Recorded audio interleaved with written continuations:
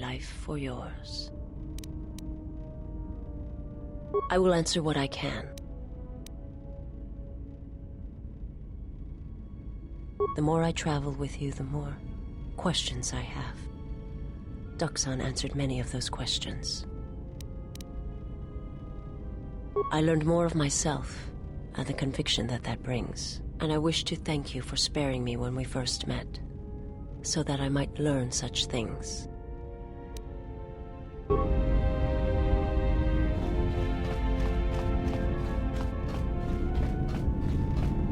General? Need something? Yes, General?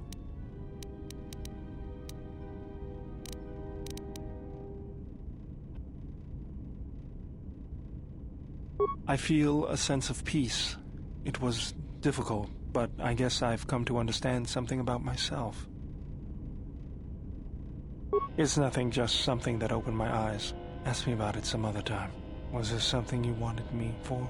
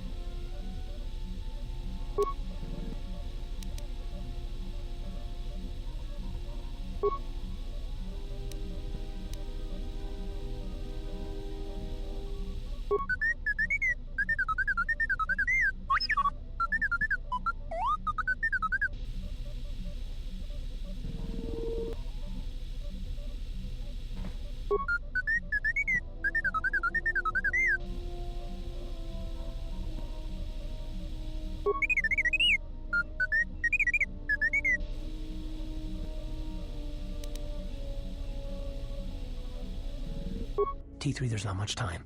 I've seen that expression on her face before. Now, I don't know where she's planning on going, but it's dangerous.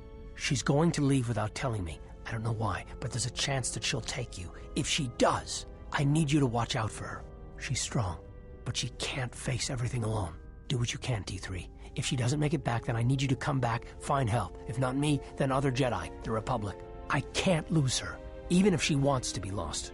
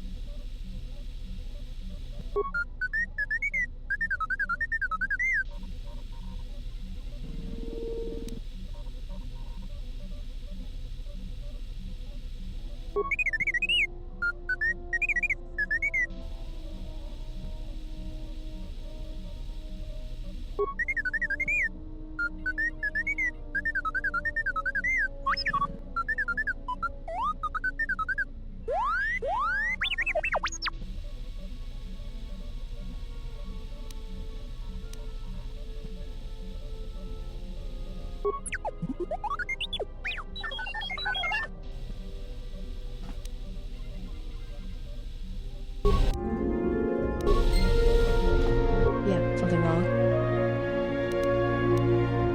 Go ahead and ask. I didn't kill him once. Biggest mistake ever. Do you really want to hear this?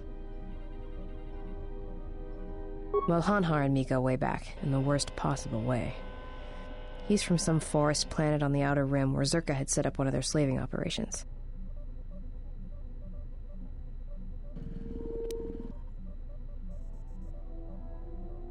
No idea. He's just Hanhar. I hope there aren't any more like him. I get the impression he's not a good representative of his people, though. He's the equivalent of a mad calf hound among Rontos. Some of Voga the Hett's men said Hanhar killed his own tribe, but those two crud thugs lie every time they open their mouths, so who knows? I don't remember the name. Something with too many K's and Y's. Sounds like you're gargling Ronto spit when you say it. Well, not for long. Once off planet, Hanhar escaped from the Zerka slavers, then killed them all. I don't know. I always thought he just liked using them as weapons. Well, before you get too proud of him, Hanhar figured Zerka had the right idea. I don't think he understood the concept of slavery before, at least on the scale that Zerka practiced it. But now he did. You ever hear of Dursan 3, or the ID cluster colonies? Right, that's because Hanhar happened. He makes what happened to his homeworld look like an exercise in community building. He's not a bounty hunter. He's a slaver. A predator. It's like he's out to enslave or kill every human in the galaxy, like he's trying to settle some huge score or debt. I don't get it, but he's dangerous. Anyone who paid credits. And sometimes, he just hunted humans for sport. The ones who survived, he sold to the exchange, to the huts, to anyone who'd buy bodies. Living or dead. He and Voga used to do big credit transactions. That hut really liked the look of unwrinkled humans for some reason. Didn't make him too popular with the other huts, let me tell you. I was prey. And not only did I escape, but I saved his life while doing it. He's been hunting me ever since. I don't pretend to understand it, but among his people, they have these codes of honor. But somewhere along the line, Hanhar's got twisted. His people form these things called life debts. If you save the life of one of them, they pledge themselves to you. Well, with Hanhar, he can't escape that life debt. It's bred into him. But he hates every other living thing in the galaxy, so pledging himself to someone else, especially a human, was unbearable. So when I saved his life, it was the worst thing I could do. It was like slavery all over again. But it was in his head. It was like it pushed him over the edge. A life debt to Hanhar is a death sentence. He'll hunt you until you're dead. When I saved his life, it meant he had to kill me. And so he kept chasing me in hopes I would die. I think the fact I showed him mercy after hating humans for so long, that was something he couldn't stand.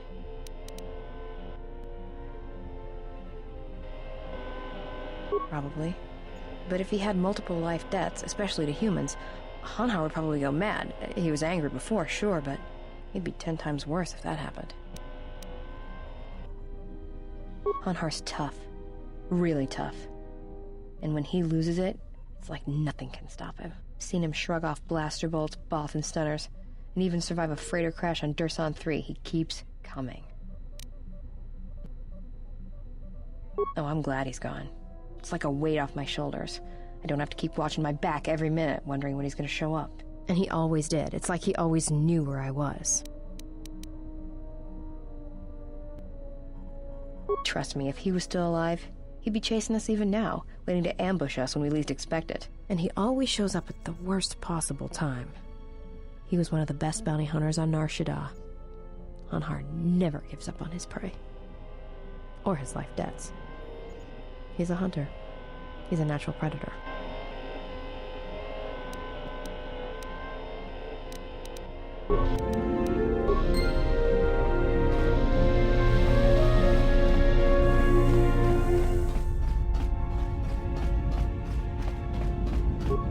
We must go to Dantooine, to the Enclave. There is something there that you must hear if you are to understand. I have no time for questions, and any answers will have to wait until we stand within the Enclave together.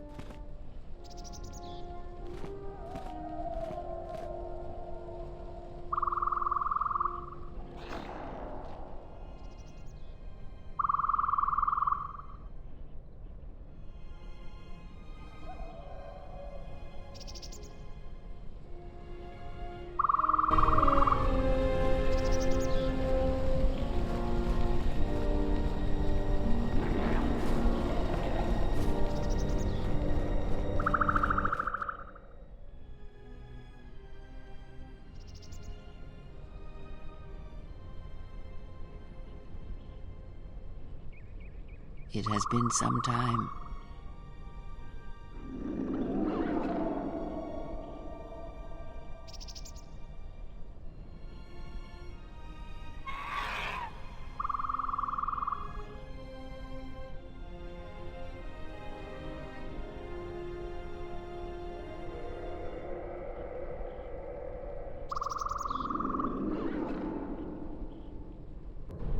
The years have not been kind to us both, it seems, but perhaps now they will see the truth at last.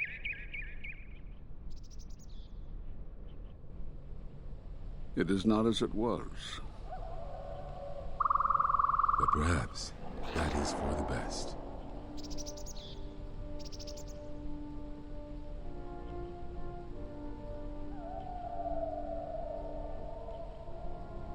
We were wondering when you would arrive.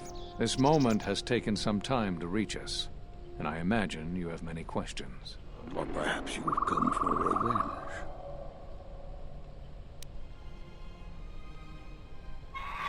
We cast you out of the Order because you followed Revan to war. There was no other reason.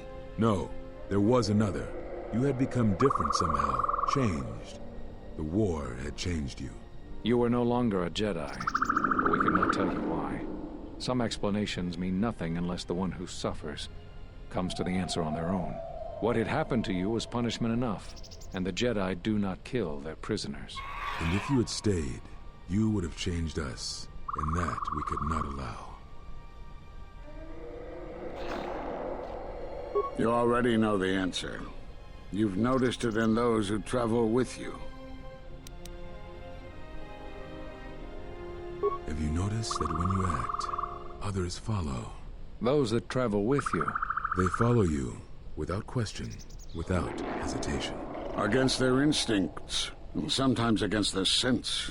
It is because you are a leader, but that still fails to grasp the meaning of what I'm trying to tell you.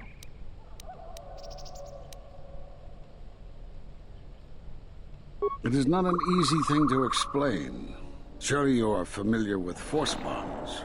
It is the bond that develops between apprentice and master when one truly understands another. It is developed over time through understanding of each other. Yet you do it so easily, and we do not know why.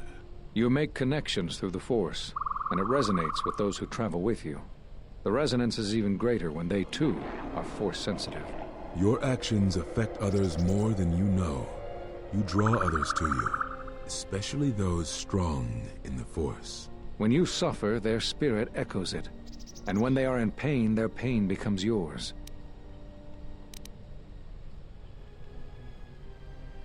We do not know, but it is not the first time you felt the weight of so many lives.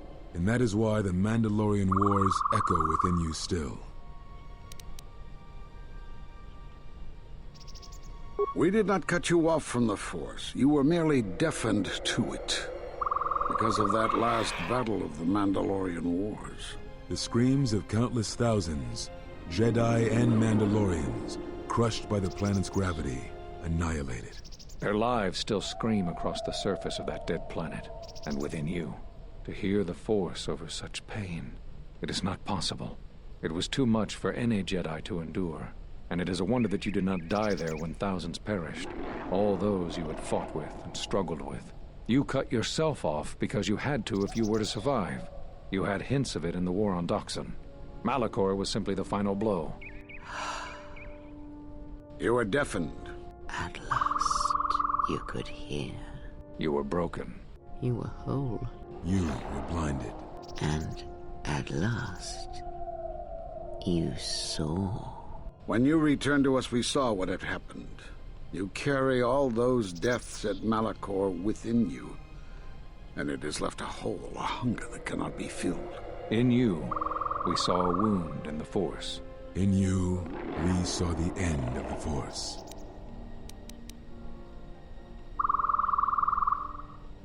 Yes, you can feel the Force, but you cannot feel yourself. You are a cipher, forming bonds, leeching the life of others, siphoning their will and dominating them. It is the teaching of these new Sith to feed on others, on other Force sensitives.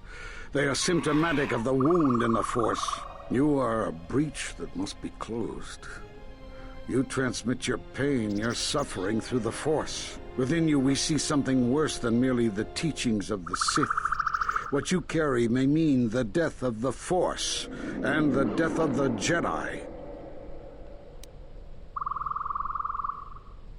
So you think. It is not the strength of a Jedi you feel. He's right. It's all the death you've caused to get here. You feed on it, and you grow stronger. You're like Malachor. It's in you, it's what you are now.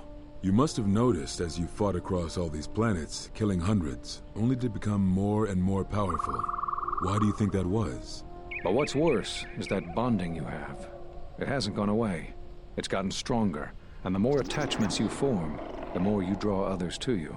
And that is why you are a threat to us all.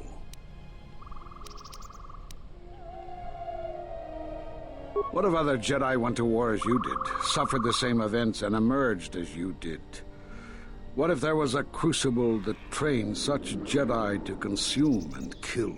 For you, Malachor was that crucible. What's worse is these Sith that we face. I fear that they have learned the lesson of Malachor all too well. It is what allows them to prey on Force users, to become stronger when Force sensitives are near. Somehow they have learned their hunger from you. And so you have brought about the end of the Jedi, and perhaps all the knowledge of the Force. But it is of no consequence. Your ability to make such connections, such bonds so easily are why you cannot remain. You are a threat to living creatures and all who feel the Force. You will lead the Sith here, and that we cannot allow. Our judgment before remains. Exile. You must leave.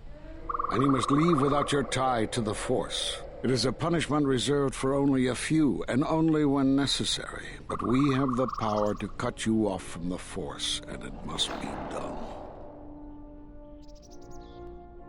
Forgive us, but it is necessary.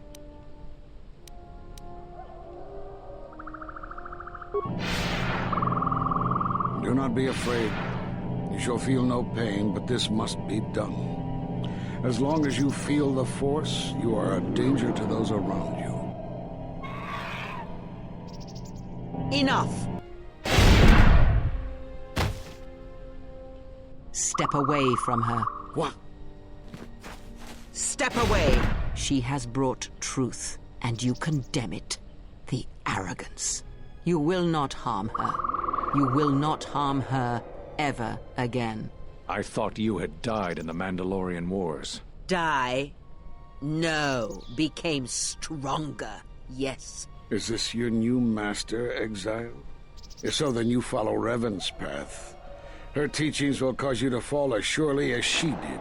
Sit out, and now they have come to us. As you would pass judgment on her, I have come to pass judgment on you all. Do you wish to feel the teachings born of the Mandalorian Wars? Of all tragedies that scream across the galaxy? Let me show you. You, who have forever seen the galaxy through the Force. See it through the eyes of the Exile.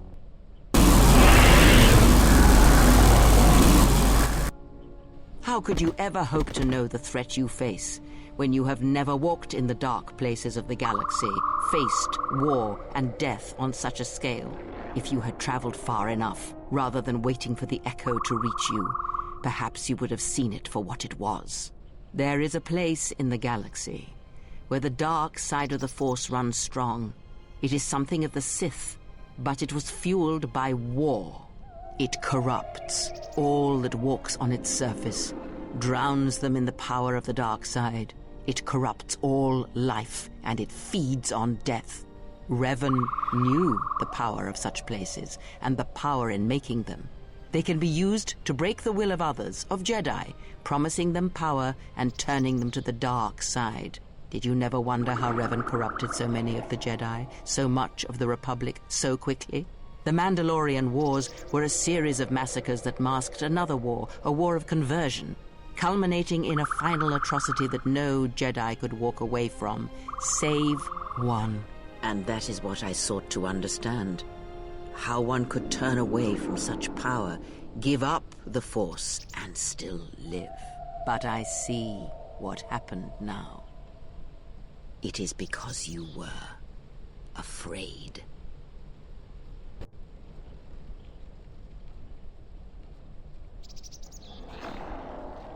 It is done. She is no more. Take me to Atris. She will have the strength to do what the Council cannot.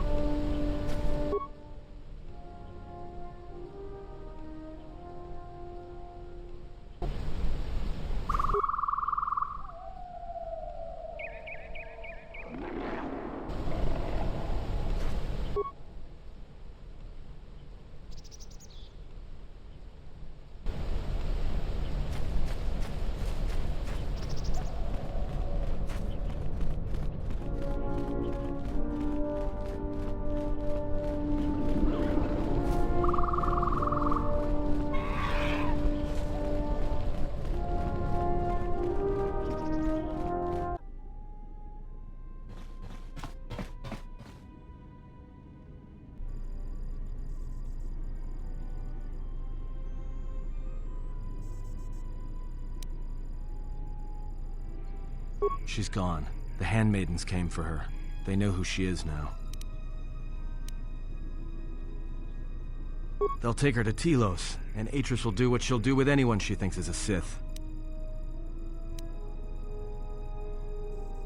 Are you surprised? All that talk of hatred, manipulation, and standing on your own 2 feet? Sorry, you don't get any more Sith than that.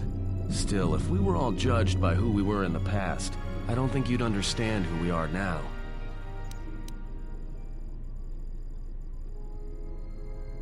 Yeah, I know. That's what I was afraid you'd say.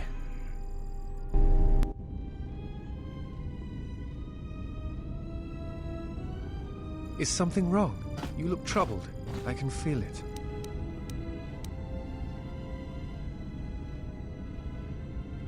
I do not understand what you mean. Never. I believe in what we are doing, what you are doing. I am here because I choose to be. I simply do. There is nothing I can show you as proof, except give you my word. Something happened within the Enclave. What is it?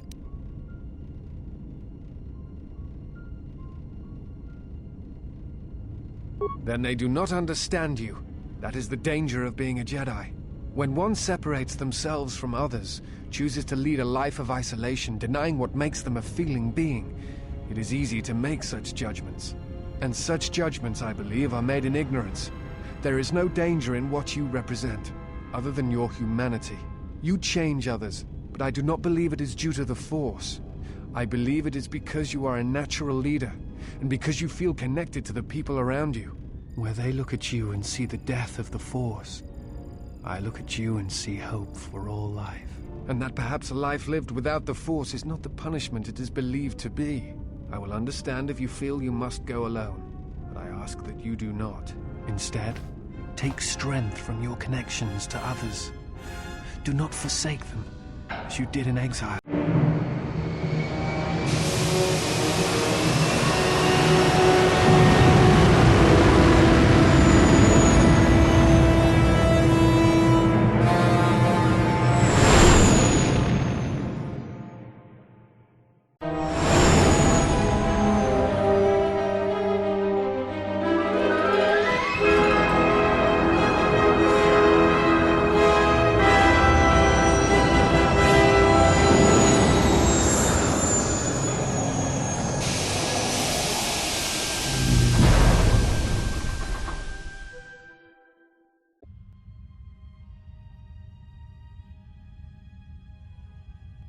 Who is there? Who I am is not the question.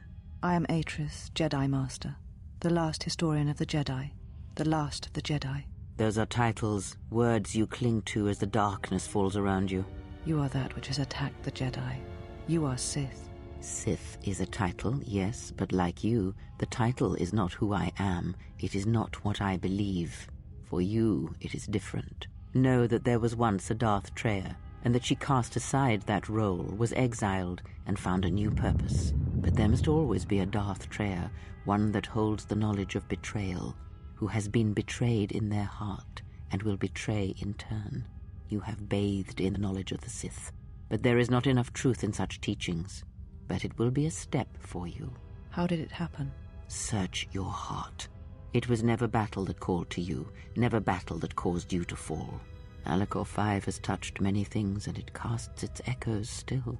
Why did she betray me? You betrayed yourself. Do not blame the exile. And unlike you and I, there is still a chance that one may be saved, the one that you cast out. Where is the exile? I had thought...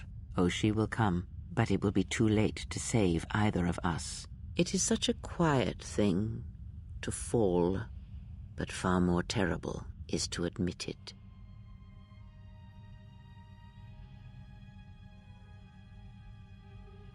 Your mistress awaits. She has much to share with you.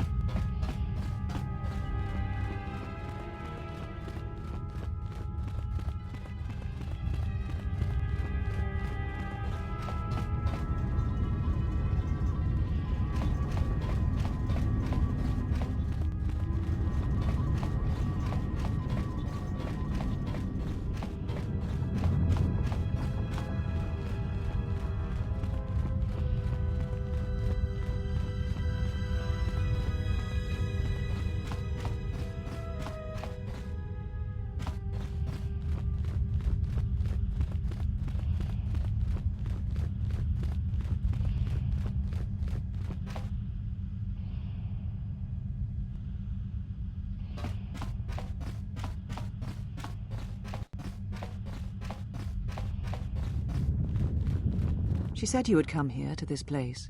If you think you can defeat me here, you are wrong. All this collected knowledge, all these teachings of combat and the Force, they are mine to command. And if I must use it to end you, I will. Surrender. You need not die.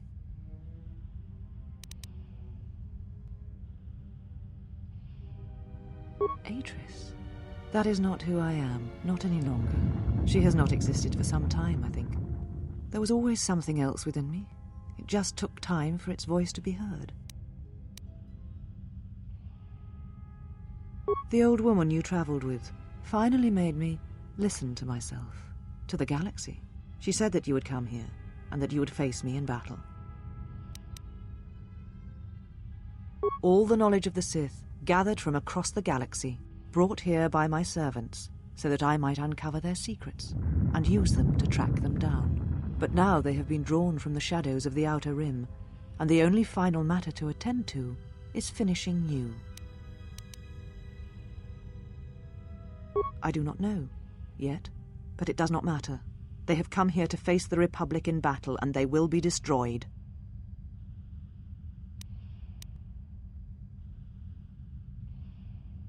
Yes, the Sith are here at last. You have brought them to this place as I had foreseen. It has all been part of my plans for you. And when I defeat you and the forces you have brought to Telos, I shall take the battle to the heart of the Sith and wipe them out forever. These Sith are cowards, striking from the shadows to kill Jedi. I needed a target to draw them out, but I could not risk my own life, all that remained of the Jedi. So I arranged for you to return to the Republic, leaked information of your past, and then waited for the Sith to come. And they did. But you came to Telos against my predictions. Now they are here, I can finally face this enemy and defeat them. Surrender to you, never. Let us end this.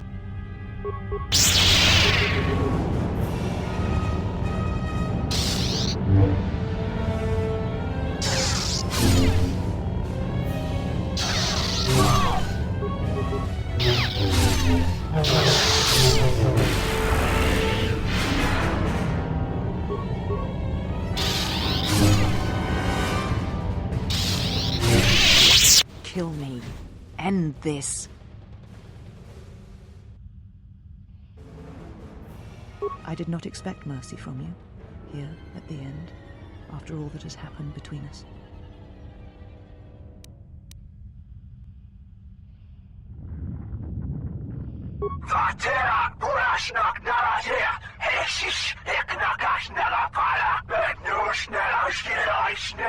If you will not kill me, then what will you do?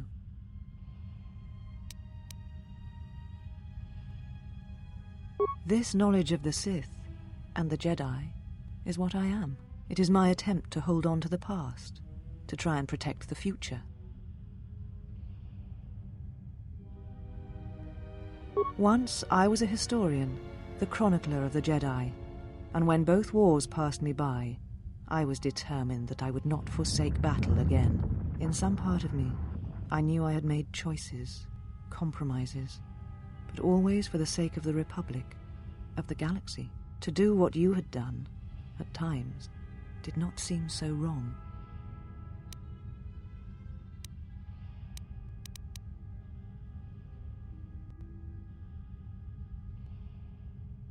You're right.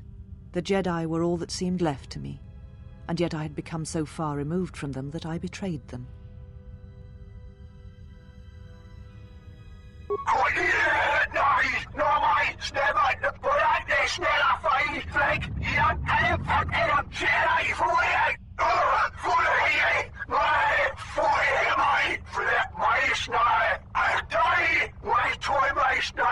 You always knew where they were striking from. You always knew.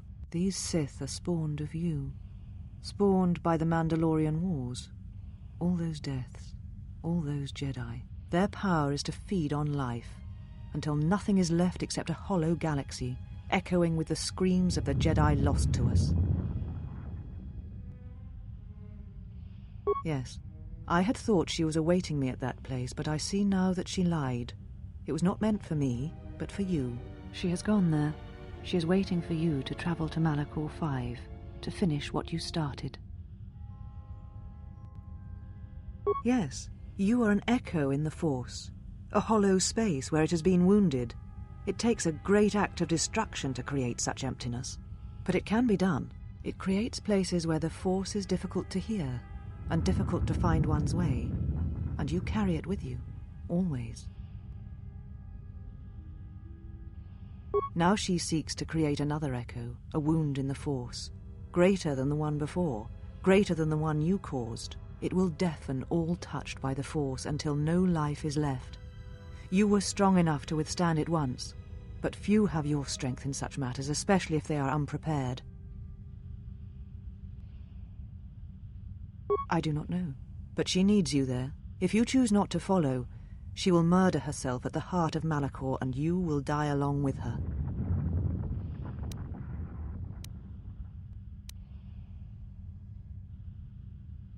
She is one of the Lords of the Sith, one of those who murdered the Jedi, and she holds the death of the galaxy in her hands.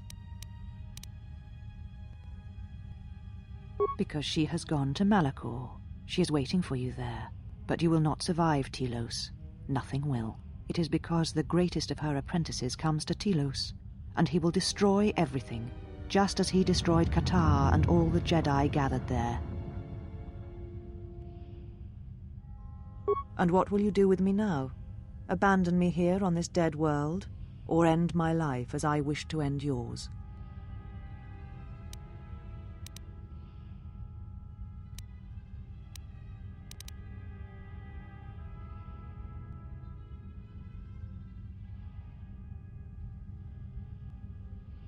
It does not matter. Not now. It is what I did with such pain that caused the wound. But I thank you.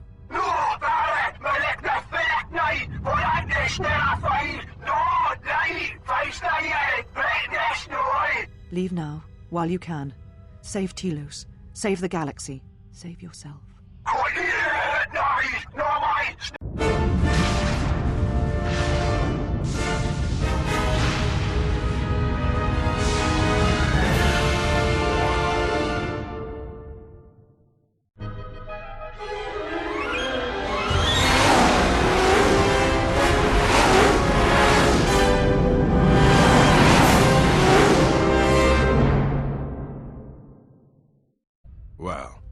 we have here. I didn't believe it when Lino reported the Ebon Hawk at dock, but I guess it really has. Though given the trouble we've been having, maybe I shouldn't be surprised to see you.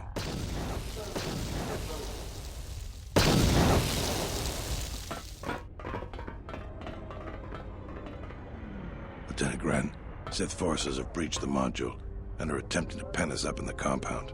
Damn! Zeron! I need you and your men to break through and lead the assault. With pleasure, Lieutenant. All right, follow me.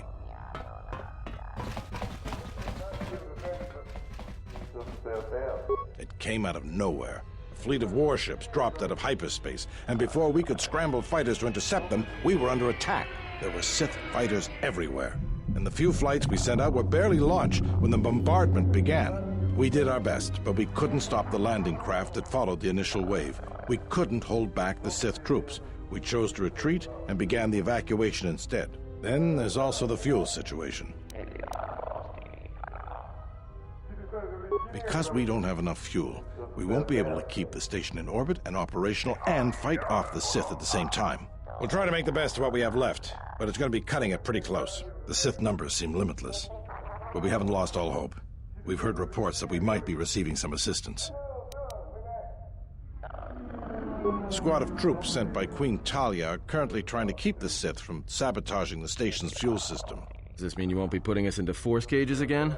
If you need to get to the Ravager, then you're going to have to fight your way to the shuttle from here to the entertainment module, then make your way to the docking shuttle. Good luck. Look, this is no time for talking. If we don't push the Sith back or get the station evacuated in time, this is going to be a disaster. Good luck, ma'am. We're counting on you.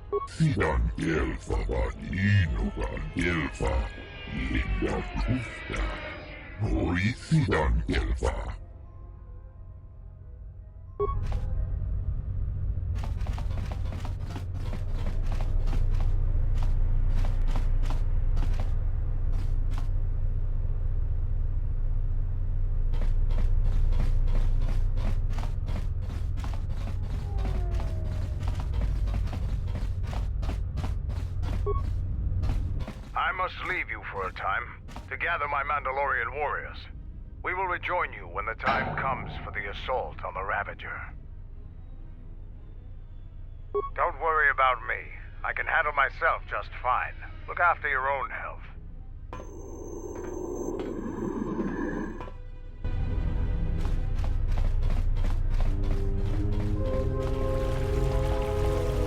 All right, men. The Sith are trying to hold us up in this compound. We need to break through or our reinforcements won't be able to move out. Now let's punch a hole in this Sith barricade. So, we meet again. I hardly expected to see you again. Here of all places. Major, actually. And I have you to thank. Queen Talia saw fit to promote me for my service. When the TSF sent out a distress call, I gladly volunteered to lead a strike force. My troops have already gone ahead and infiltrated the urban module. From their last transmission, they're almost to the TSF station. Lieutenant Grin informed me that the Sith are attempting to sabotage the fuel control systems, which would take the station out of orbit. At the moment, that seemed to be the most pressing need. The TSF do their jobs well, but they are not professional soldiers. They're not properly equipped to deal with this. My men have come under heavy attack in the urban module and taken some casualties. If they can't accomplish their mission, we'll be in some trouble. In that case, if you find my men and they are in need of assistance, please help them.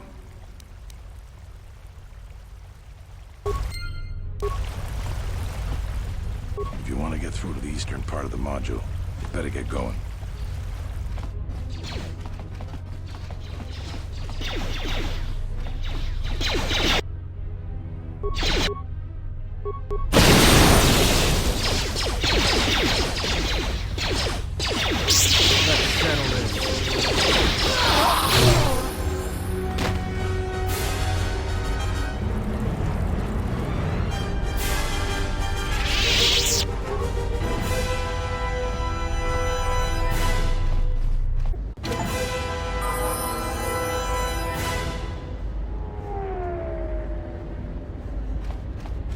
Thank goodness you're here. We just can't seem to make any progress against the Sith line. After they established their position, they brought out their turrets. They've been devastating our numbers. We managed to take a few out, but they just keep unloading more of them to replace the destroyed ones. It's up to you to help us throw them back. We gotta get them cleared out of here, and then we're ready for one last charge. All right, everyone provide covering fire for the Jedi, then advance on the Sith positions. We'll be right behind you. Good luck.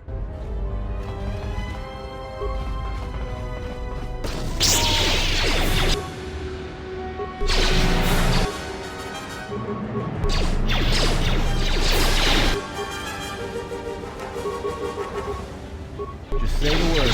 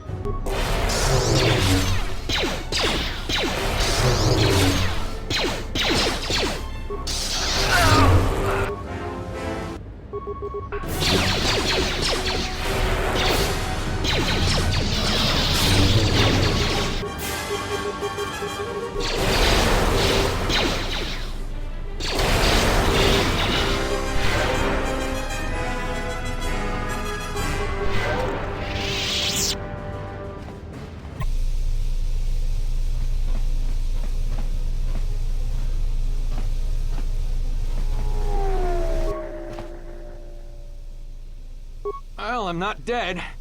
I guess that's something. I got hit by a grenade. I just barely missed the whole blast. Ugh. They're moving ahead towards the TSF office. It's tough going, though. The Sith, they seem to be everywhere. Well, that's a relief. Of course, if we can't stop the Sith from destroying the fuel controls, it won't matter one bit. If I'm good enough to survive this, then I'm good enough to join the fight.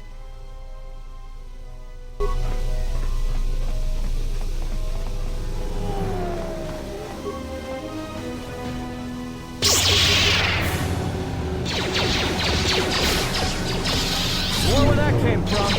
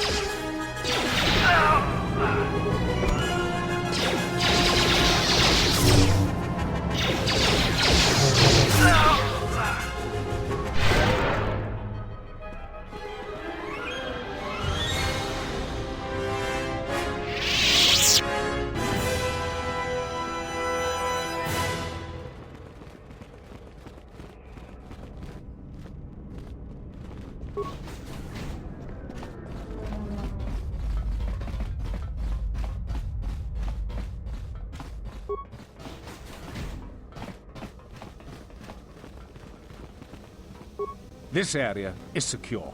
We can take it from here.